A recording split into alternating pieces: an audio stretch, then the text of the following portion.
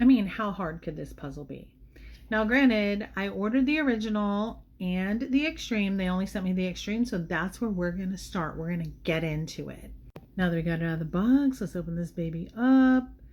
But it is not that easy to open up. I hope the game is a little bit easier than this, because Lord, it is tight up in here. Okay, booyah, there we go.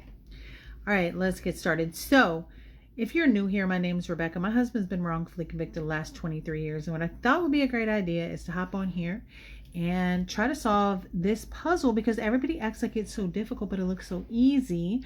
And while I do that, talk to you about just the stuff that's going on with that, and how it's gone over just, I guess, all these years.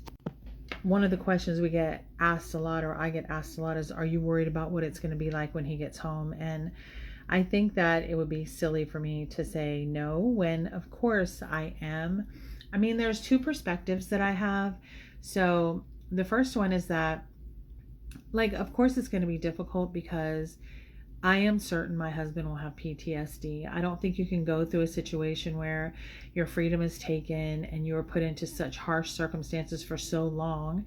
And even though my husband is somebody who does demand respect, and it's only going to go so bad for him, he still has to see things happen. He has to, he's had to totally change in there to become more defensive, to watch out for different things that you just don't have to worry about out here. Not to mention just seeing people get stabbed in front of you, things like that. I'm certain that's been super hard on his mental health, and the things that have happened out here since he's been gone. There's been a lot that's happened. So I think that is the number one thing. But when you think about it, yeah, do I think that we're gonna, like, it may be a little bit difficult? Of course.